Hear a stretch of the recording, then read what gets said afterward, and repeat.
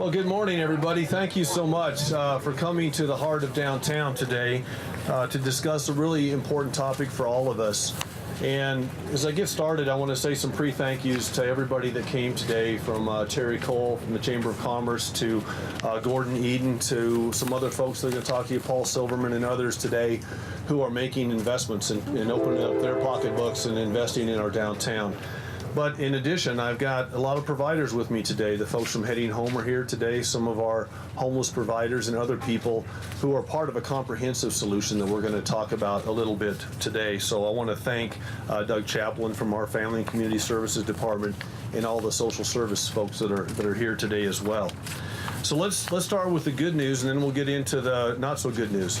The good news is, between Old Town and downtown, we have somewhere in the range of $150 million worth of new investments between the recently completed convention center, Hotel Chaco, Jim Long's great project, to the projects that are happening at One Central to innovate ABQ, including the Rainforest building.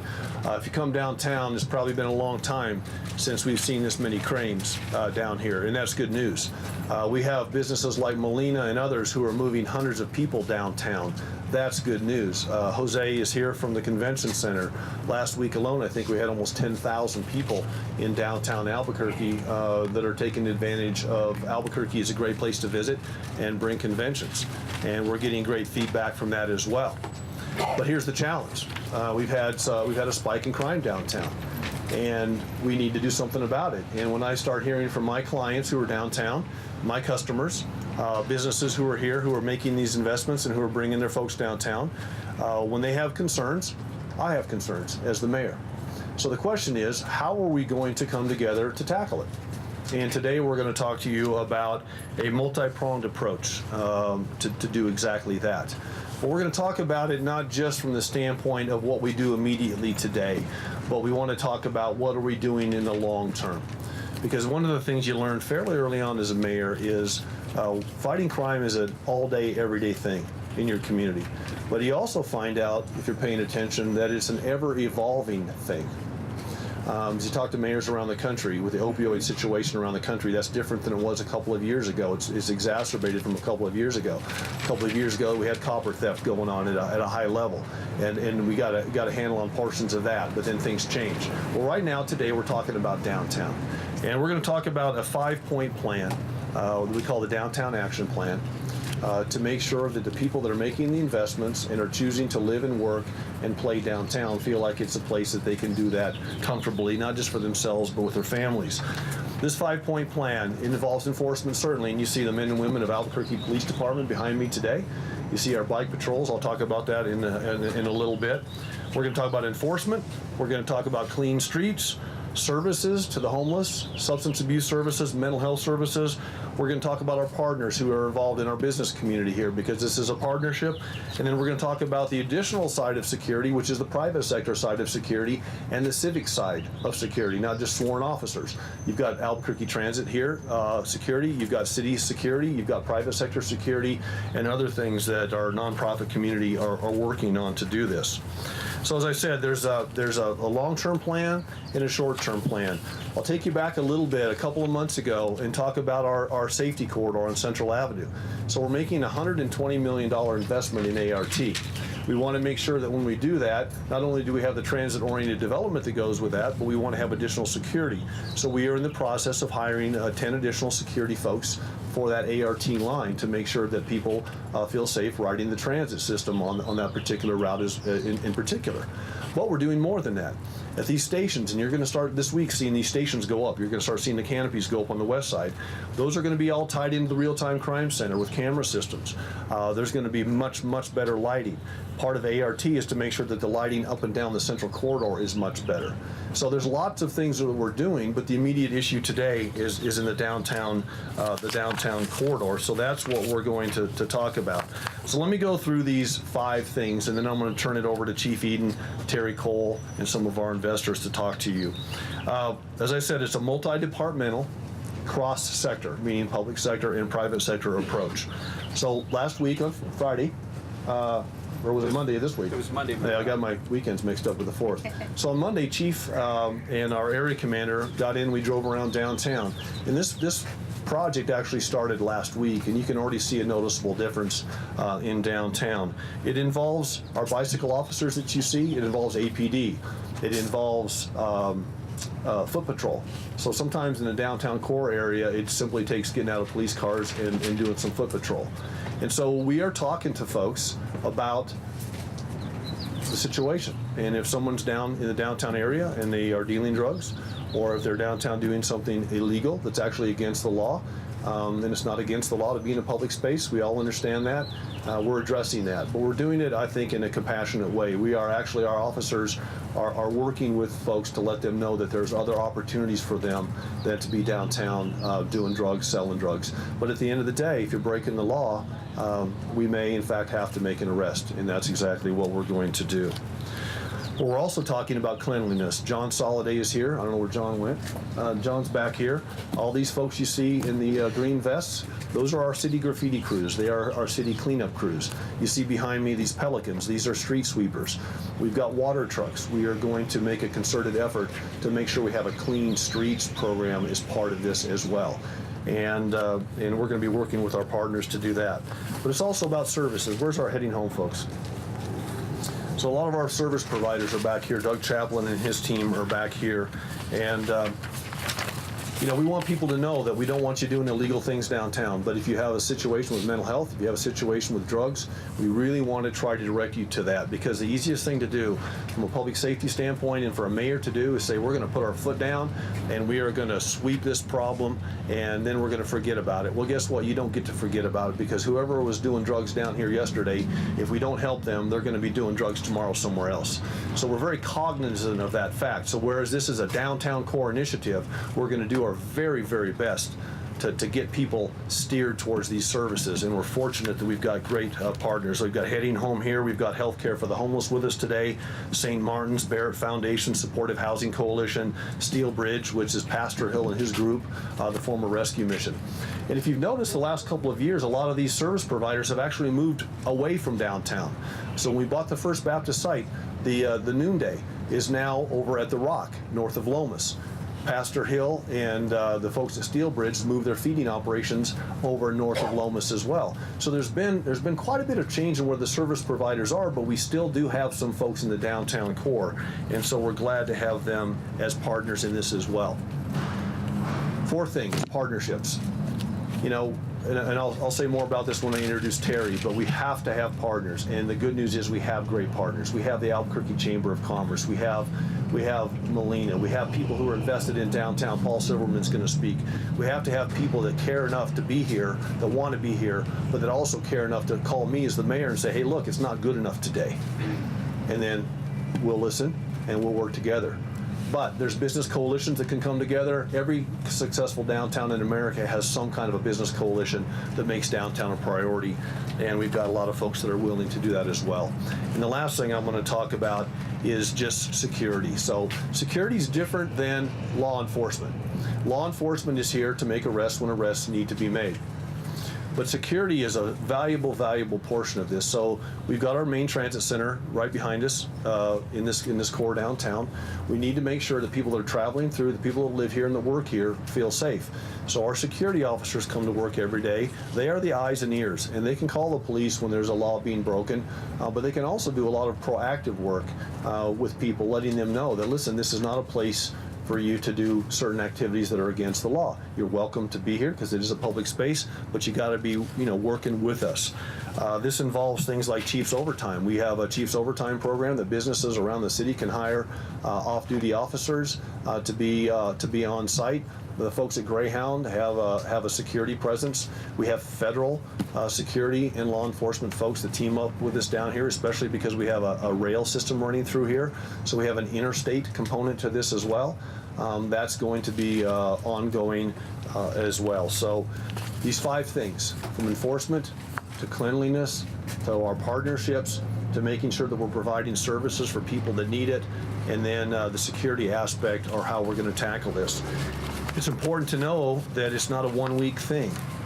We've been working on this, over the years. I've been your mayor for 8 years now. There's been times where we've had ramped up problems downtown. There's times when it's been better. With all of these investments going on, with this $150 million or so worth of investments in this downtown core, this needs to be an ongoing, everyday thing. So this isn't just a roll it out on a Thursday or a Wednesday and then forget about it next week. So Chief and I are talking about working.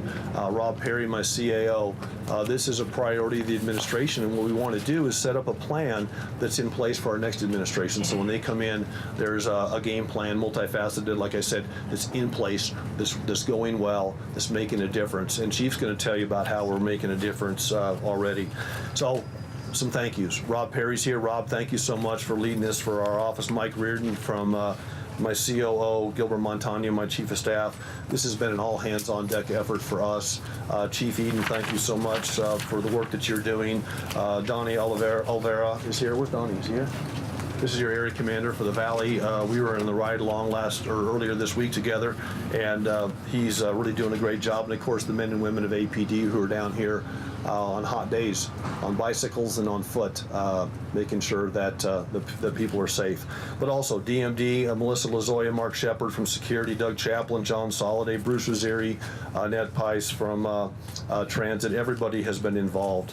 And as I turn over to Chief Eden, I just want to thank our other partners, our business communities. Once again, I'll say more about Terri in a few minutes.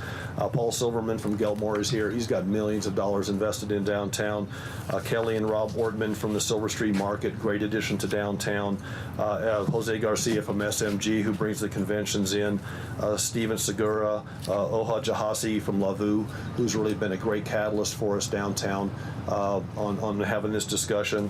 Darren Sand from Innovate Albuquerque, Tom Jenkins from CBRE, and then Susan Herber and Rick Caldwell from Gold Street Law, Rick Rennie, the list goes on and on. I just want to thank everybody for this. And I'm going to bring Chief Eden to come up and talk to you specifically about the law enforcement side of this, and then I'm going to have Terri Cole and Paul Silverman come up and talk about the partnership side. Chief? Yes, sir. Well, first of all, good morning, everyone. I'm just going to give you some stats. The official operation did go live on June the 26th, but prior to June 26th, the Albuquerque Police Department deployed assets from its narcotics unit as well as its intelligence unit to help us identify problems in the particular area. The information that we received back from them had us go live on June 26th. Since June 26th, these are all preliminary numbers. It does not include everybody yet from yesterday. We made about 329 contacts with different people. We have been inside 81 businesses to talk to the business owners. I think what's important is the mayor alluded to, this is not all about enforcement, but there were approximately 213 verbal warnings given to people that did not know they were actually violating the law, but they were made aware of it. The total number of citations issued, which includes moving violations, is 42, which tells you that people in downtown do drive safely. Number of misdemeanor arrests, there were only 8 misdemeanor arrests and 11 felony arrests. So as the mayor stated, the whole philosophy behind this plan is a multi-tiered approach with us just being part of it. And as the mayor talked about was the sustainability. That's the big question he asked me on Monday as he was down here doing a ride-along with us is, can we sustain this level of operation? And our commitment is yes. We can sustain this level of operation in the greater downtown Albuquerque area. So with that, those are the stats that we have. I want to thank the commander and the Valley Area Command.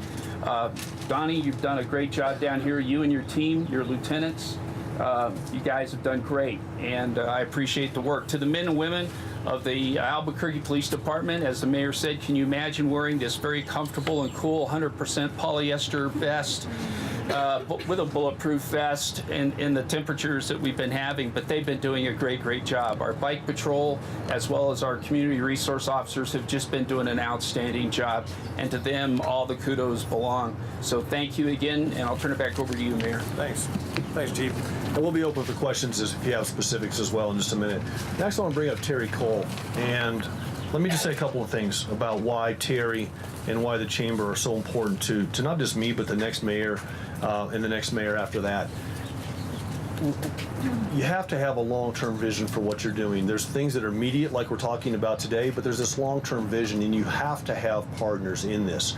And the Albuquerque Chamber of Commerce has been a great partner, not just in promoting a business environment in the city of Albuquerque, letting us know what's happening in Santa Fe from a policy standpoint, because that's important to all of us, but they've been there on the forefront of crime and law enforcement since the day I walked in the door.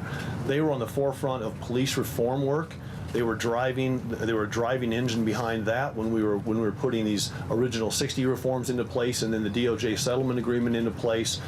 They were here for me as a mayor when we were talking about our 15-point plan in our first year, our 14-point plan to make adjustments in this ever-shifting, fight against crime that all mayors around the country have. You've got to have someone that's there from the day one, who's willing to do the hard work, make the investments, do the things that need to be done when it's not just about press conferences. It's about sitting down and rolling up our sleeves and making a difference. And Terri's been there, and her team, Pat Vincent-Calan and others on her public safety committee, have been there. And they provide a couple of different roles. One is to help us identify best practices. Sometimes they're there to push you as the mayor. Sometimes they're there to support you as the mayor. Sometimes they're there just to make sure that the community as a whole knows that they've got an advocate out there. So with that, Terri, why don't you come up and say a few words? Thank you, Mayor. Thank you, Mayor, and good afternoon to everyone. It's great to be here. So about a year and a half ago, the Chamber restructured our organization, and in doing so, we wanted to identify 3 things that were current challenges in our community that would, if fixed, help us grow and prosper, not only as a city, but as a region and a state. So we identified 3 areas, and we have been working feverishly on these areas for the last year and a half. One is education, second is public safety, and third is downtown transformation. So today I want to talk a bit about 2 of them, public safety and downtown transformation. Let me say that our board and the business community at large understands that in order to be a great city, you have to have a great downtown. You must. And in order to have a great downtown, you have to have affordable housing, you have to have entertainment, you have to have a lot of pieces that come together to create a neighborhood place for people to live and work and play. But it also has to be safe. We have been working the last year and a half or so on the safety issue, not only downtown, but throughout the entire city. Clearly, there is no one who could deny that crime is a problem today in the downtown area. No one can deny that. So the best way to fix it is to shine a bright spotlight on it and get to work with partners. Some of what the mayor just talked about with respect to his short-term recommendations are very important, and we're glad to see it. The business community is very appreciative when elected officials listen, but we're even more appreciative when they respond, and even more appreciative when they act. And the short-term initiatives that the mayor has laid out today are important, and they are appropriate, and businesses in the downtown area and frankly throughout the city acknowledge that this is timely and good work. So thank you, Mayor, for doing this. But it's not enough. We need long-term solutions to not only the crime downtown, but also the crime throughout the city.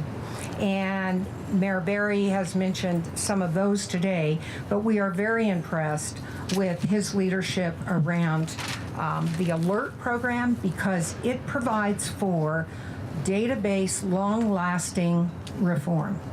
So as we move forward, we believe that we have to fundamentally find more intelligent ways to solve crime. We cannot move forward and keep the repeat offender process we have going, not only in the downtown area, but throughout the community. That cycle has to stop, and it can only stop with long-term programs, we believe, like Alert and others. You'll be hearing more from both the district attorney, who the chamber is working very closely with right now, together with the mayor's I-team and the chamber, on other programs that are data-based and long-lasting and more intelligently fight crime. These projects and programs are going to take a while. So, in the interim, these short-term programs that the mayor announced today are very, very important. And let me just say one other thing. You know, we are very, very confident that we're going to solve this as a community, that we will get on the other side of this as a community, that our downtown will benefit tremendously as a community, and so will our entire city. So we are looking forward to continuing the hard work together with our partners to get on the other side of this problem, and we will. Thank you. So let me bring up Paul Silverman next. Paul's one of the people that's putting part of this $150 million into our downtown through these public-private partnerships, which is a great way for us to develop our downtown without raising fees, without raising taxes, and doing it in a smart way that makes sense, and let it be a market-driven solution. So it's not just folks from inside of government thinking what's good for downtown, so people that are willing to put their money where their mouth is, so to speak. And Paul Silverman's done that more than as much or more than anybody else. And so let me have him say a few words on his thoughts on the situation. Thank you, Mayor. As a real estate developer, I'm an absolute unabashed optimist, and as one, I have a different way of looking at the world than most other people. Our company has made a significant investment in downtown. We're working very hard to increase that. But an epiphany came to me last week while thinking about the problems we have downtown. What I realized is that we have a great demand for social services, and the folks trying to meet that demand are concentrated in downtown. Up until the last few years, this was a minor issue for a few people who drove downtown every day, went to their offices, worked all day, then got back in their cars and drove home to the suburbs. Then we had a mayor come to office who actually wanted to make a better city and give the center of the city a heartbeat. He created innovative programs like Heading Home, fulfilled a need for downtown grocery to act as a catalyst for more housing, worked with other public and private entities to create Innovate ABQ, provided incentives to bring major employers downtown, created our very first piece of urban infrastructure in the form of our bus rapid transit system to make it easier for people to get in and out of the urban area, and he helped create more housing in downtown. But no good deed goes unpunished. With more people living and working downtown, more money began to flow, which created a greater opportunity for those who make their livelihood by taking advantage of others' kindness, frailties, and material possessions. Downtown has been the epicenter of people with behavioral problems long before we had this rebirth. But this rebirth created a friction that we need a solution to a problem that has long been pushed to the side. This announcement today is the first step of making Albuquerque a truly great city. Getting a handle on crimes that are being committed is the first step, but addressing the behavioral health issues downtown is the solution, and one that is very long overdue. The city has been putting money towards a solution, and the county has passed a tax to address it, and both governments are cooperating, which is a novel concept around here. So my epiphany was that the problems we are now addressing are the growth pains of success that we're having creating a great city. We should be thankful that these problems are focusing the creation of solutions, with government and business now focused on these problems, because we are Albuquerqueans, New Mexicans, and Americans. We will solve these problems and continue on our path to creating a great city. Thank you. Appreciate it. Okay, we're going to wrap up with the fifth and maybe one of the most important aspects of this plan, and that's the human side of this. So the easiest thing for any elected to do is come in front of the press and stamp our feet and tell you that we're mad, till we're going to start gathering, getting in people's face and driving them out of an area that they're causing the trouble in, and that's just not good enough. We are going to be proactive on law enforcement and on security, as we said, and we are already doing that. Chief gave you some stats. That's just in a week. That's actually in 3 days. So that's happening. That's going to happen. But what happens when you squeeze that balloon?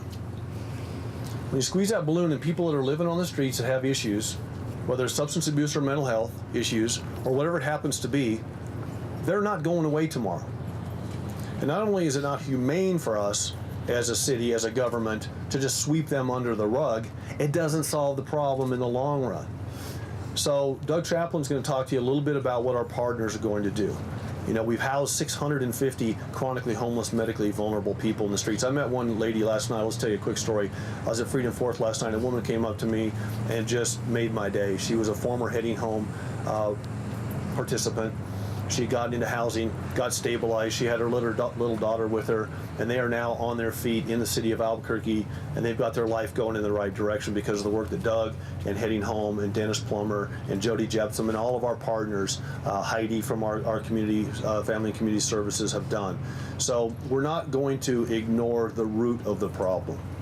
So what we can tell our community is there's two things I want to see in a couple of months. Number one is the downtown folks saying, hey, it's much, much better. So that's goal number one. Goal number two is that we can come back and talk about some of the people that we've been able to help. That we've been able to get off a life of drugs, get some of these predators away from these people. These drug dealers are predators. You talk to someone downtown that's on drugs, and they will tell you that there are people that will give them drugs for free sometimes to get them hooked or to keep them hooked on drugs. It's evil, and so we're going to fight that from the crime side, but we're going to have Doug and his folks helping people get out of that life if we can. Doug, you want to talk a little bit about that? Doug Chaplin, my Director of Family and Community Services. Thank you, Mayor. Good afternoon. Well, I just want to start off and say that our service providers are going to continue to work closely with APD's Coast team and the community resource officers in our community. And their main job and objective is to connect individuals with the services that they have available. In FY18, the City of Albuquerque will continue to support these outreach services through $10.5 million in funding. This continued support is necessary to help for the safety of the homeless population. Like everybody else, people that are living on the street are more oftentimes the victim of crimes than actually the perpetrators of these crimes. They've been preyed upon, as the mayor was talking about. They're pulled into drug addiction, human trafficking. They're physically harmed and beat up in the streets. And so that's why we value our partnership with the Albuquerque Police Department, because they're here to protect our vulnerable citizens as much as everybody else. And so we really appreciate that. So our partners on a daily basis help up and provide mental health services, behavioral health services, clean needle programs, and housing. And the mayor was talking about Albuquerque Heading Home and the great success that program has. And once we get people housed and stabilized, they begin to utilize the services in a very appropriate manner instead of having to overwhelm our emergency rooms and then take a lot of the time of our APD officers. So in our outreach programs that will be going on. The outreach members and as well as members of APD will have a resource card. This has a list of all of our service providers that are available in the community that will be given to them, and we will assist them in making contact with the appropriate service, whatever that may be for their need at that particular point in time, so that they can go out and try hopefully change the curve of their life. In addition to the organizations that the mayor thanked, I would just like to thank A New Day. They work with our youth that are experiencing homelessness, Supportive Housing Coalition that administers our housing vouchers, and Adelante, I believe I saw them here as well. So, Mayor, thank you very much. Thanks. Thank you. And here's any of the media that would like this card. You'd be happy to take a copy with you today. We'll do a Q&A here in just a minute, but let me just wrap up by saying, so this is robust. It is multi-jurisdictional. It's multi-sector, private, public sector. It's police, it's services, it's the business community, everybody coming together to make sure that we are honoring the investments that are being made downtown. I am thrilled as a mayor that our downtown is seeing a regeneration that I haven't seen since I moved here in 1982. We're proud of that, and now we're going to honor that commitment as a city by making sure that the people that are making those investments people that have been downtown for 100 years. Not Terri personally, but the Chamber of Commerce, people that have been downtown for a long time. Sorry about to people that want to make new moves like Lavu and others in Molina. That this is a place where they can come, and that Jose, when he goes out and sells our beautiful new convention center, and he has been doing that on record numbers, we can feel good about that. But we're also going to make sure that we're not ignoring the root problems. We're going to enforce the law, and people are going to be arrested if they're breaking the law. But we're also going to be compassionate in the way we do this, and to the best of our ability, we're going to try to steer them to solutions for their lives. And I'm just proud of everybody that's here today to do that. And we've made these people stand in the hot sun now for a long time, so I'm going to be quiet, and we will be happy to answer your questions. Yes, sir. Mayor, Mr. Chaplin mentioned $10.5 million for programs. Could you explain that $10.5 million a little? Sure. I'll let Doug do that. So over the years, the city of Albuquerque, through its public safety tax and general fund, have been supporting various organizations and their services. Those services include substance abuse treatment, housing, behavioral health services, the Better Way program, which connects people with jobs and gives them some dignity, and counseling of various shapes and sizes. So it's not $10.5 million in one given year, or is it each year $10.5 million? Year in, year out. Right. It's an annual reoccurring. Yeah. It's actually the number. The number, if you add all components of the budget together, is higher than that. But that's part of Doug's program. Yeah, we make a significant investment every year in that. Yes. Hi. Hey, you have the same question for the chief, which is how we will sustain this level of operation. How are we doing that? Yeah. Let me have Cheek. Maybe Donnie wants to talk about it as well. Our area commander's right here. He can talk to you about it as well. I'm sorry to hear the question. Oh, just how will we sustain this new level of operations here in downtown, APD specifically? Is that, overtime? How much more overtime are we budgeted for? You know what I mean? So right now we're adjusting schedules. There is overtime that is put in, and not as much as people would think. We're just more or less adjusting their schedule. We will continue adding more presence in the streets, primarily down here, for the purpose of reducing fear of crime, increasing quality of life, but more importantly, offering resources to those individuals that are in need of assistance. That cannot be done without the assistance of additional resources that we are working with. The community response officers are doing an amazing job. They're working very closely with heading home, with block by block, and that collaboration with everyone is making this operation successful. So once we pass that point, we're going to continue with that philosophy, being a presence in the area, but at the same time, really enforcing community policing and engaging with our community to let everyone know that it's more about it's more just about enforcing. It's about creating that relationship and building that rapport and trust with the community, because it's twofold. The community has a responsibility to work with the officers, and the officers likewise with the community. And when that happens, you have a much safer community, increased quality of life, and more importantly, neighbors know each other by first name as well as the officer's first name. Are you bringing more officers from other area commands, or are we just talking about working the schedules of those already present in downtown? We have community response officers that are strictly confined to this area, so they're just adjusting their schedule at this time, and then we'll gauge where the peak hours at, where we can offer more assistance. So myself, the lieutenant, and the sergeant will get together on a weekly basis to see where we can adjust. And so we still want to take into consideration the overtime issue as well. So we will adjust schedules, and there will be some overtime as well involved. Do we know how much? I don't know how much at this point. The community resource officers, are those different from foot patrol? Is that their bike officers? So they're bike officers. They're called community response officers.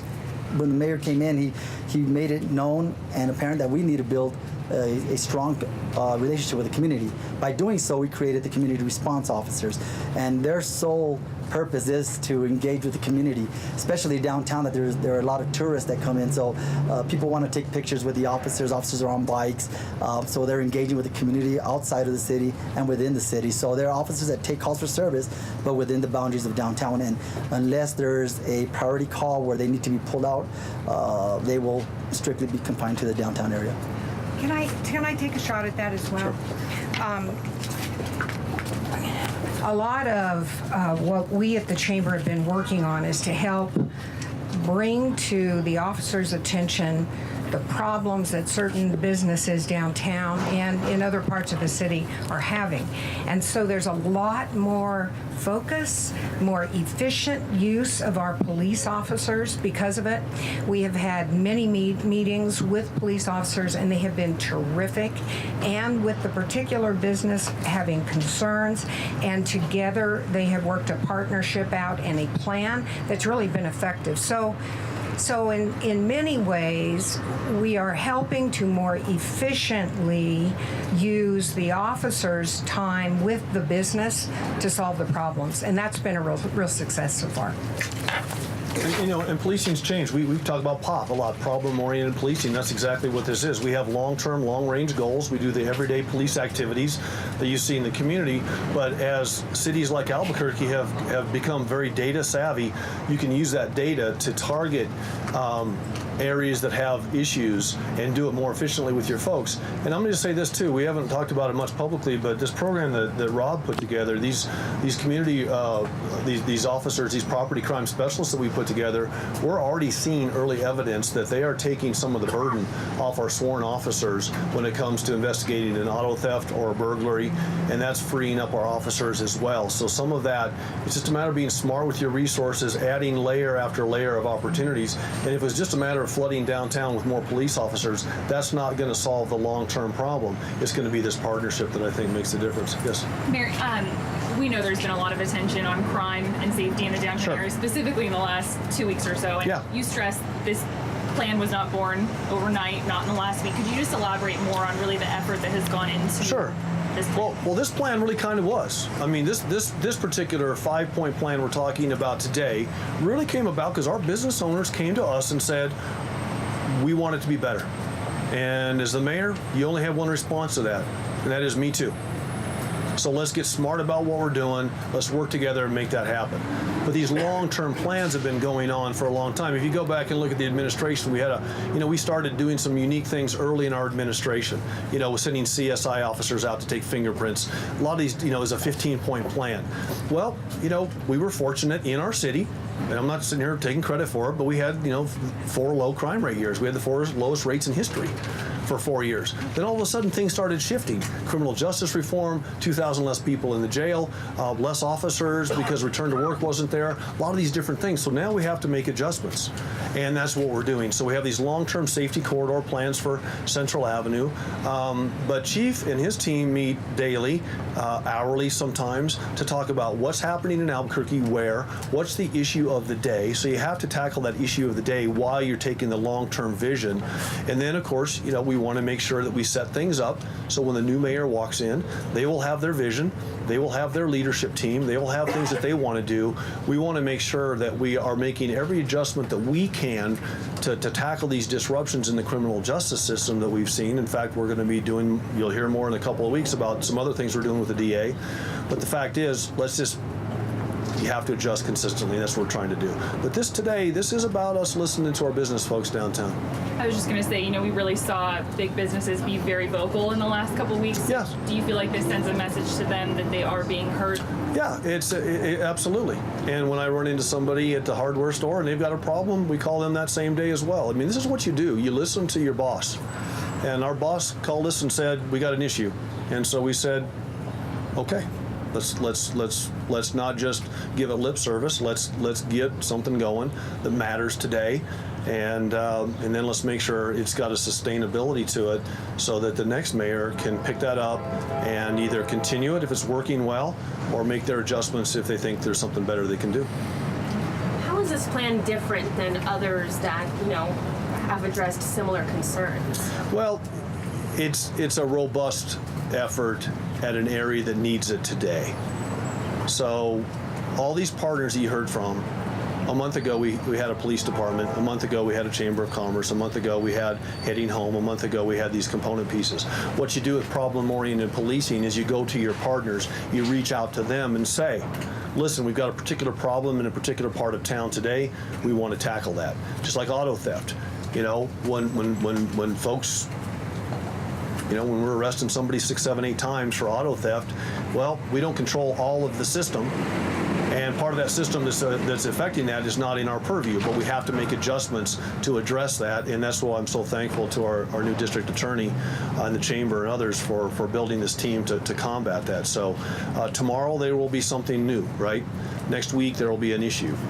Next month there will be an issue. Next year, 5 years from now. So you just keep that agility in place. You keep tackling issues as they come up, and then try to build a long-term sustainable plan for that. What about moving the drop-off center from MDC from downtown? You know, we have talked about that. Chief and I talked about asking the county, you know, is there an opportunity to move that drop-off center? We're still in discussions amongst ourselves about that. I don't think there's a question that is an issue. But as a mayor, the last thing I want to do is just wag my finger at somebody and tell them to go fix something, you know, when we don't have a long-term solution for that. So we are talking about that in my office right now. If we feel like we get to a point where we can approach the county, the jail, the sheriff, the folks that are involved in that, the prisoner drop-off folks, then we will address that with them. And I think, I don't know if Chief actually has kind of been working on a letter, but we haven't gotten it to a point where I feel like, I don't know, have you said it yet? Have not sent. Yeah, he's not sent the letter yet, but we're trying to work on it in a way that doesn't just kind of us against our other partners. But we do recognize that as an issue. Thank you so much for coming, and we appreciate you helping us get the word out. Thank you, Mayor. Thank you.